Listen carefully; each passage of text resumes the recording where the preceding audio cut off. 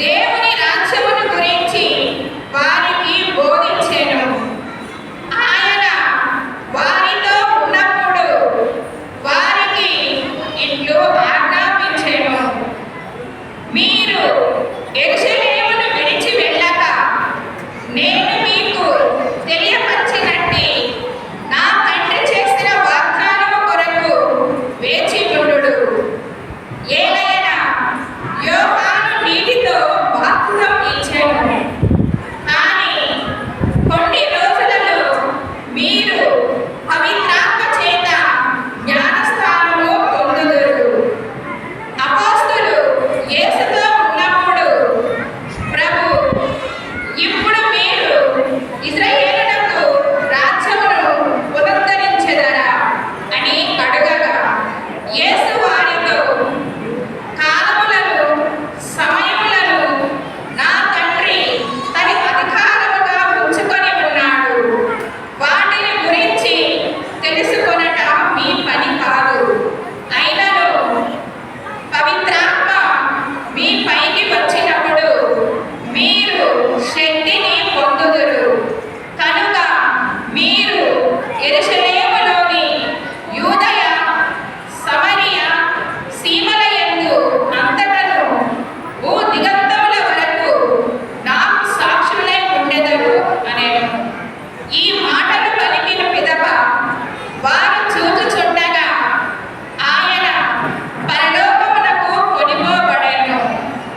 అప్పుడు వారి కన్నులకు కనబడకుండా ఒక మేఘము ఆయనను కమ్మివేసెను. ఆయన వెళ్ళుచుండగా వారు ఆకాశం వైపు తేరి చూచుచూ ఉండిరి. అప్పుడు తెల్లని దుస్తులను ధరించిన ఇద్దరు మనుషులు వారి వద్ద నిలిచి, గలీలీయులారా, మీరు ఎందుకు ఇంకనూ ఇక్కడ నిలిచి ఆకాశం వైపు చూచుచున్నారు? మీ చెంత నుండి పరలోకమునకు చేర్చుకోబడిన ఈ యేసు ఎట్లు పరలోకమునకు పోవుట మీరు చూచితిరో, అట్లే ఆయన మరలా వచ్చును అని వారితో చెప్పిరి. ఇది ప్రభువు వాక్కు. భక్తి కీర్తన. అందరూ జనులు చేపట్టుచు బూరలు ఊదుచుండగా ప్రభువు తన సింహాసనమును అధిరోహించును. నిఖిల జాతులారా చప్పట్లు కొట్టుడు, జయ జయ నాదములతో ప్రభువును కీర్తింపుడు. మహోన్నతుడైన ప్రభువు భయంకరుడు, అతడు విశ్వధాత్రిని పాలించు మహారాజు. అందరూ జనులు చేపట్టుచు బూరలు ఊదుచుండగా ప్రభువు తన సింహాసనమును అధిరోహించును. జనులు చేపట్టుచు బూరలు ఊదుచుండగా ప్రభువు తన సింహాసనమును అధిరోహించును. ప్రభువును కీర్తించి స్తుతింపుడు. అందరూ జనులు చేపట్టుచు బూరలు ఊదుచుండగా ప్రభువు తన సింహాసనమును అధిరోహించును. అతడు విశ్వధాత్రికి రాజు. రమ్యముగా కీర్తనలు పాడి అతనిని వినితింపుడు. ప్రభువు తన పవిత్ర సింహాసనమును అధిరోహించి అన్య జాతులను పరిపాలించును. అందరూ జనులు చేపట్టుచు బూరలు ఊదుచుండగా ప్రభువు తన సింహాసనమును అధిరోహించును.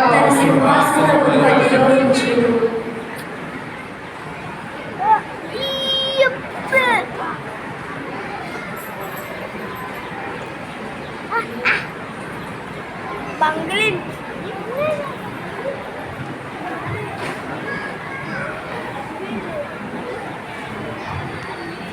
ఆయన క్రీస్తును పరలోకమున తన కుడి పక్కన కూర్చుండి పెట్టుకుని. రెండవ పట్టణము. పునీత పౌలు గారు ఎఫెసీలకు రాసిన లేఖ 1వ అధ్యాయం 17వ వచనం నుండి 23వ వచనం వరకు. పునీత పౌలు గారు ఎఫెసీలకు రాసిన లేఖ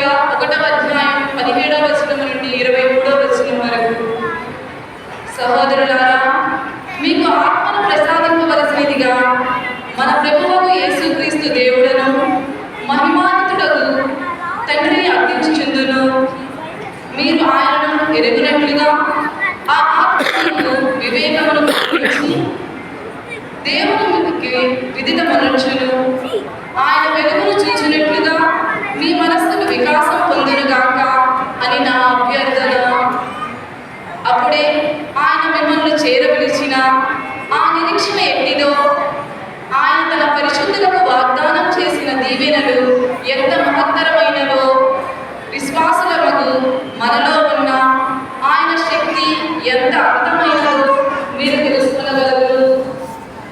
క్రీస్తును మృత్యువు నుండి లేవనెత్తి పరలోకమున తన కుడి పక్కన కూర్చోబెట్టుకున్నప్పుడు ఆయన ఉపయోగించిన మహాశక్తియే అది.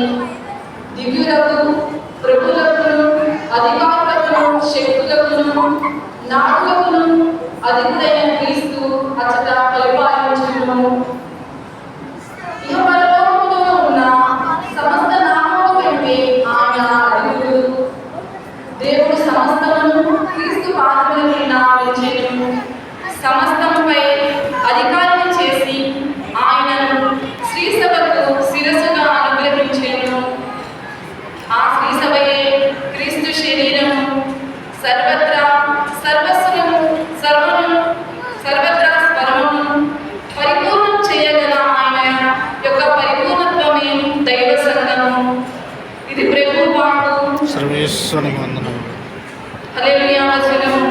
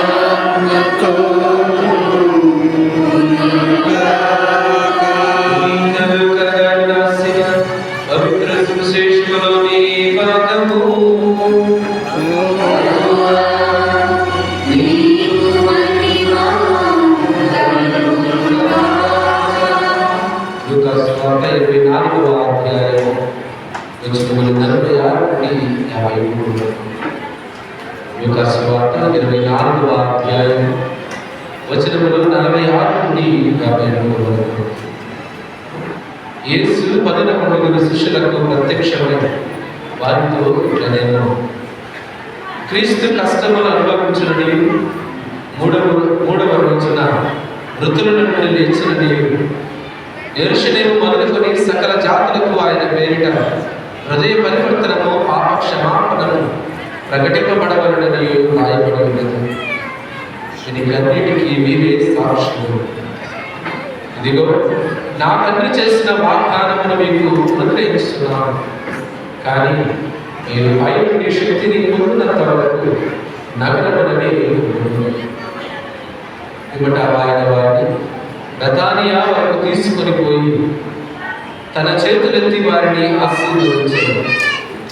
ఆయన వారిని ఆశీర్వదించుచుండగా పరలోకమునకు వెళ్ళిపోయింది. వారు ఆయనను ఆరాధించి మహానందముతో యెరూషలేమునకు తిరిగి అక్కడ వారు ఎడతెగక దేవాలయమున దేవుని స్తుతించుచుండిరి.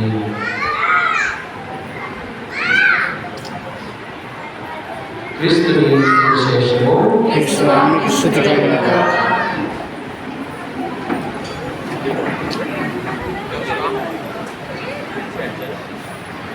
క్రీస్తునామమున యందు ప్రియమైన సహోదరి సహోదరుడా,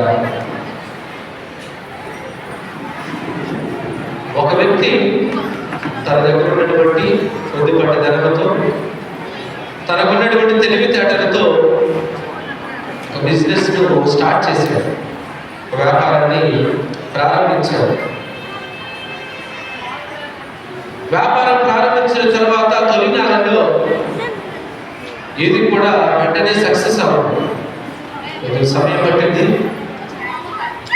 10 మందికి తన గురించి, తన అవుతున్నటువంటి తన బిజినెస్ గురించి, లేదా తను చేస్తున్నటువంటి యొక్క వ్యాపారంలో తన యొక్క వస్తువుల గురించి, ఆ క్వాలిటీ గురించి, వాటి యొక్క ఉపయోగం గురించి తెలుసుకోవడానికి కొంత సమయం అనేటువంటిది పడుతుంది. ఆ వ్యక్తి కూడా 1 నెల, 2 నెలలు, 3 నెలలు ఎదురు చూశాడు. చూసిన తర్వాత 4వ నెల నుంచి మొదటి నెల మొదటి రోజున వచ్చినటువంటి జనం కన్నా ఈ 4వ నెల మొదటి రోజు నుంచి ఆయన యొక్క ఆ షాప్లోకి లేదా తను తెచ్చినటువంటి వస్తువులు కొనడానికి ఎక్కువ మంది వస్తూ ఉన్నారు. అలా 1 సంవత్సరం గడిచిన తర్వాత ఆయన బిజినెస్ ఒక షాప్తో ప్రారంభమైనటువంటి 2-3 బ్రాంచెస్ పెట్టాడు. ఇక్కడ చేస్తున్నటువంటి సమయంలో ఒక రోజు ఆయన అనుకున్నాడు, ఇదిగో నేను ఇంకా ఎక్కువగా సంపాదించాలి, లేదా నా బిజినెస్ నేను ఒక వేరే ప్రాంతాల్లో కూడా ఎక్స్టెండ్ చేసుకోవాలనుకుని అప్పు తీసుకుని వచ్చి ఒక వ్యాపారం చేయడం ఎక్స్టెండ్ చేసుకుంటూ ఉంటాను. అనుకున్న విధంగా దానిలో నష్టం రావడం వలన ఒకదాని తర్వాత ఒకటి ఎక్స్టెండ్ చేసినటువంటి ఆ ఆఫీస్ కూడా గ్రో చేసుకుంటూ మరలా మొదటి దాని దగ్గరికి వచ్చాను. మొదటి దాని దగ్గరికి వచ్చిన తర్వాత అనుకుంటూ ఉన్నాడు, ఎందుకు ఈ విధముగా మొట్టమొదటిగా నేను చేసినప్పుడు చాలా డబ్బులు ఆర్జించాను, చాలా మంది కొనుగోలు చేశారు, ఎందుకు మరి తర్వాత నాకు ముందుకు వెళ్ళాలనుకుంటున్నాను ప్రార్థన చేసుకుంటూ ఉన్నాడు. దేవుడు ఇదిగో ఇచ్చినటువంటి తెలివితేటలను మంచిగా ఉపయోగించారు. నీ కుటుంబం కొరకు, నీ కోసం, లేదా నీతో పనిచేస్తున్నప్పుడు ఏదో విధంగా సహాయపడేటువంటి ఆలోచనతో నువ్వు ప్రారంభించావు. ఎక్కువగా లాభాలు అందించకపోయినా కానీ నేను నీకు లాభాన్ని ఇచ్చాను. నీ జీవితంలో లాభాలు పొందుతున్న సమయంలో నీకు డబ్బు కన్నా నేను చాలా తక్కువగా కనబడ్డాను. నా విశిష్టత నేను అనేటువంటి జీవితంలో కలుగుతుంది. అందుకని నీకు ఇప్పుడైనా తెలుసుకుంటావా నీకు అనేక బ్రాంచెస్ ఓపెన్ చేస్తున్నప్పుడు నీకు ఒక అవకాశాన్ని నేను తీసుకుంటున్నాను. కానీ నువ్వు ఎప్పుడు తెలుసుకోపోయేసరికి ఇదిగో నువ్వు ఎక్కడ రావడం తీసుకుని వచ్చి నీ జీవితం ఎలా ముందుకు వెళ్ళాలో ఒక అవకాశాన్ని ఎలా ఇష్టమని చెప్పాను. ప్రియ సహోదరి సహోదరులారా, క్రీస్తు ప్రభువు ఈ లోకానికి తండ్రి ఇచ్చినటువంటి బాధ్యతను నెరవేర్చడానికి వచ్చారు.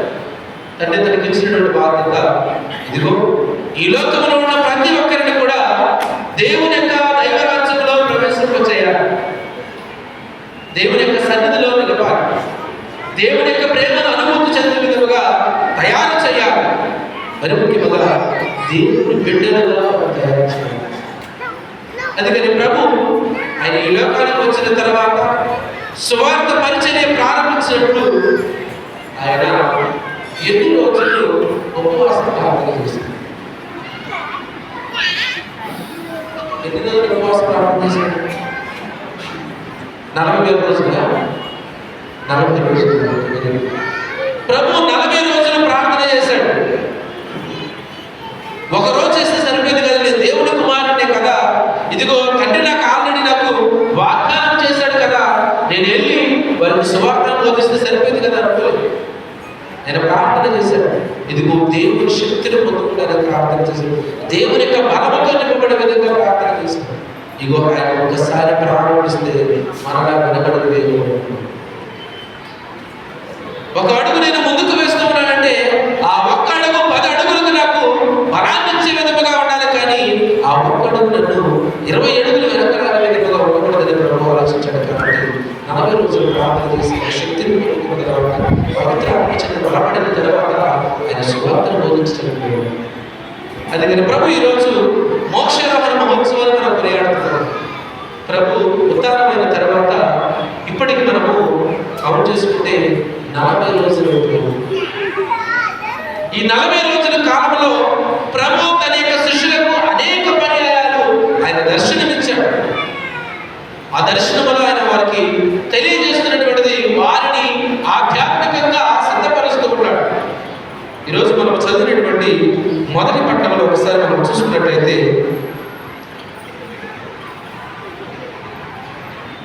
ఆయన వారితో ఉన్నప్పుడు వారికి ఆజ్ఞాపించను, మీరు యెరూషలేమును విడిచి వెళ్ళక నేను మీకు తెలియపరిచినటువంటి నా తండ్రి చేసిన వాగ్దానం కొరకు వేచి ఉండుడు. ఎలైనా యోహాను నీటితో బాప్తిస్మం ఇచ్చాను, కానీ కొన్ని దినములలో మీరు పవిత్ర ఆత్మ చేత జ్ఞానస్నానమును పొందెదరు. ఆత్మతో మీరు నింపబడాలి. ఆత్మతో మీరు సమృద్ధిగా ఉంటే ఇదిగో నా తండ్రి మీకు నాకు ఇచ్చినటువంటి బాధ్యత మీకు అప్పగిస్తున్నాను. కాబట్టి ఆ ఆత్మ మిమ్మల్ని నడిపిస్తుంది. ఒక్కసారి ఆత్మతో నింపబడినటువంటి వాడు అపవిత్ర ఆత్మ అవ్వడు. ఒకసారి ఆత్మను పొందుకున్నటువంటి వాడు దేవుని బిడ్డగా అవుతాడు, దేవుని యొక్క విశ్వాసంలో ఎదుగుతాడు. అందుకని జ్ఞాన స్నానం స్వీకరించిన ప్రతి బిడ్డ కూడా ఆత్మతో నింపబడి. అందుకని మనం ఆత్మీయంగా ఆ తైలాన్ని రాసినప్పుడు విశ్వా తైలం రాసిన తర్వాత ఒక్కసారి మాత్రం మనం జ్ఞానస్నానం చేస్తాం. ప్రతిసారి ఇప్పుడు మర్చిపోయాడండి, అప్పుడు జ్ఞాపకం లేదండి, ఇప్పుడు పెద్దోడయ్యాడు, ఇప్పుడు తెలుసుకున్నాడని విశ్వాసం వచ్చిందండి. ఒకే ఒకసారి తన జీవితంలో ఆత్మను ఇస్తూ తర్వాత కన్ఫర్మేషన్ వర్ధనం ద్వారా ఆత్మను బలపరుస్తున్నాడు.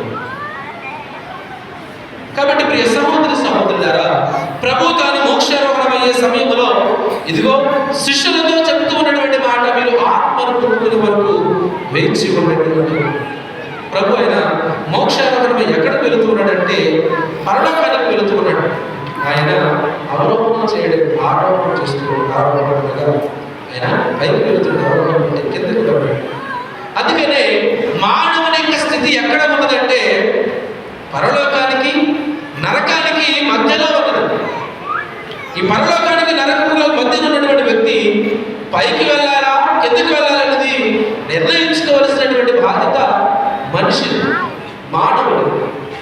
కాబట్టి దేవుడు తనకు ఒక అవకాశాన్ని ఇస్తూ ఉన్నాడు, ఒక ఆహ్వానాన్ని ఇస్తూ ఉన్నాడు. ఇదిగో నేను వెళ్ళినటువంటి స్థలానికి నీవు కూడా రావాలి. నేను వచ్చినటువంటిది నా తండ్రి యొక్క ఉద్దేశం, తన యొక్క ఆశ ఏంటంటే నీవు కూడా పైకి ఎత్తబడాలి, కానీ కిందకు తొక్కబడకూడదు.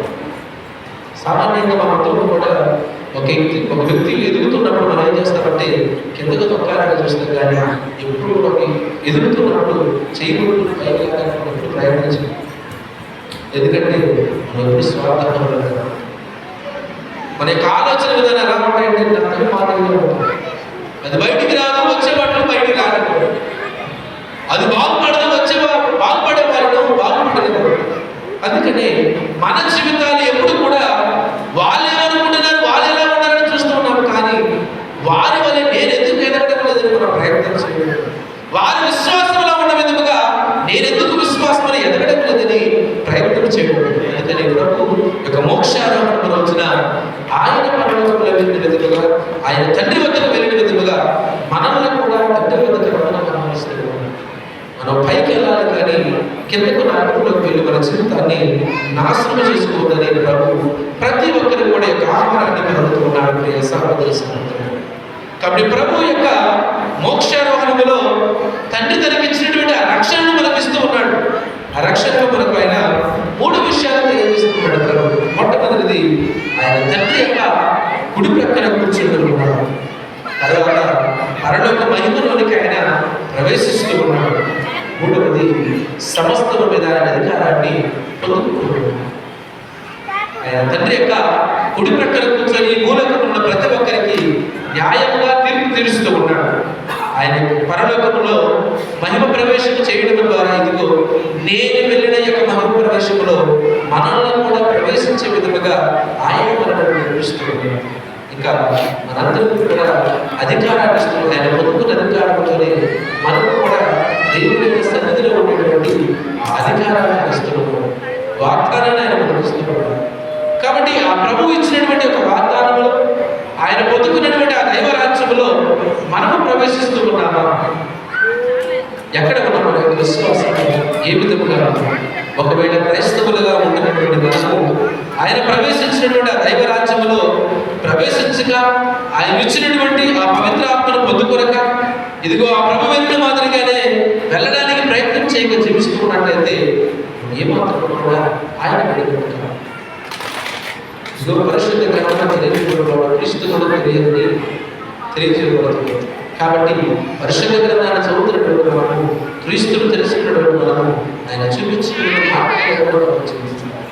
కాబట్టి దివి పరిపూజలు ప్రభు ఆయన ఏ విధంగానైతే మోక్షపై తండ్రి యొక్క సన్నిధిలో ఉన్నాడు, మనకు కూడా ఆయన ఇచ్చినటువంటి ఆహ్వానాన్ని స్వీకరించి తండ్రి సన్నిధిలో ఉండి ఆ తండ్రిని ముఖాముఖి దర్శించి ఆనందముగా సంతోషముగా తండ్రి యొక్క ఆనందంలో పాల్పంచుకునే భాగ్యాన్ని ప్రసాదించారు.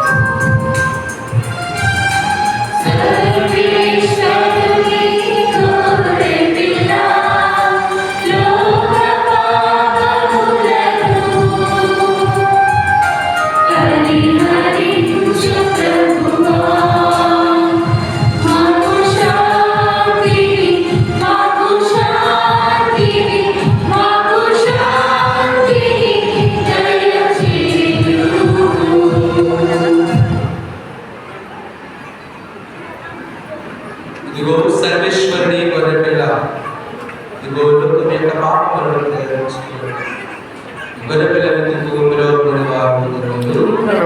మీరు నా యందు ప్రవేశించని పాత్రుడు కాను, కానీ మీరు ఒక మాట పలికిన ఆత్మ స్వస్థత పొందును.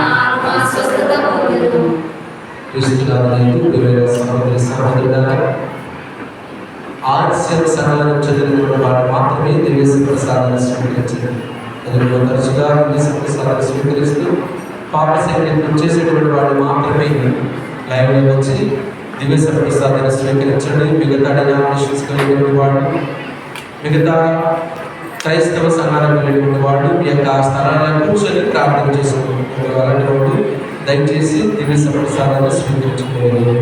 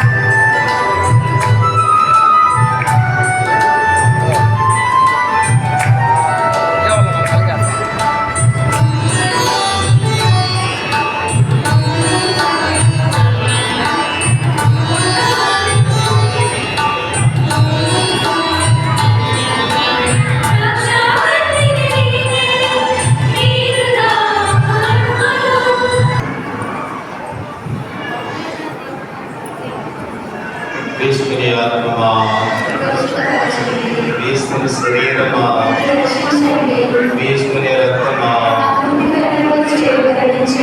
తీసుకుని ప్రక్కలో నుండి కారుని నీళ్ళ తీసుకు అర్పించిన కష్టమా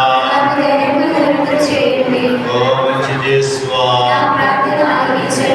ఈ గాయముల లోపల నేను మిమ్మడబాయినట్టు దుష్టశత్రుల చేతిలో తప్పకుండా నా మరణ సమయమందు నన్ను మీ సన్నిధికి మీ పునీతులతో కూడా ముక్కులేని కాలమున పరిపూర్ణ బలము జపము మహామంత్రంతో నిన్ను వసి చేసువా